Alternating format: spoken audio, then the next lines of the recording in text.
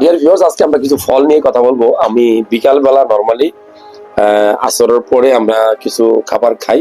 আপনারাও চেষ্টা করবেন সামর্থ্য লাগে খাওয়ার জন্য। আমি গ্রিন টি খাই। গ্রিন টিতে কি কি দেওয়া থাকে? দারুচিনি, এলাচ, লবঙ্গ, গোলমরিচ, আর হলো গিয়া আদার রস এবং লেবুর রস। খুব গুরুত্বপূর্ণ। এটা আপনার ব্রেনের ডেভেলপ করবে, কিডনি ভালো রাখবে।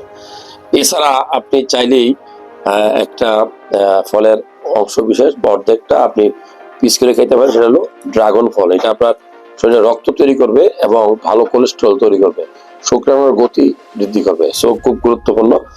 এছাড়া আপনি চাইলে 1 পিস 2 পিস আপনি আপেল, সবুজ আপেল, বিশেষ করে সবুজ আপেলটা খাওয়ার চেষ্টা করবেন।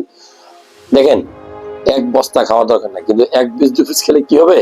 আপনার শরীরে অ্যান্টিঅক্সিডেন্ট, তারপরে ভিটামিন, আয়রন, এগুলোর ঘাটতি। আপেল কিন্তু একটা, এটা অনেকেই বলে, দুষ্টামি করে না, যারা জ্ঞানী মানুষ তারা বলে যে ডেইলি একটা করে আপেল খায়, তার ডাক্তারের কাছে যাওয়ার প্রয়োজন হয় না। এটা আমার বক্তব্য না। এরপরে আপনি চাইলে সিজনাল কিছু ফল, যেমন লটকন। আমি লটকনটা খাচ্ছি কেন? এটা হলো ভিটামিন সি, এটা টক ফল। এটা কিন্তু খুবই মজাদার একটা খাবার। এটা টক এবং মিষ্টি একসাথে ফ্লেভার দেওয়া আছে। আপনি বিচি কি করেন? খেয়ে ফেলেন, আগে ফেলে দেন। আমি কিন্তু স্টমাকে ঢুকাই দিছি। সো আমি বলবো বেশি সহ খাইতে পারেন। ভিটামিন সি সমৃদ্ধ একটা খাবার, আয়রন থাকে। এছাড়া আপনি কি খাবেন?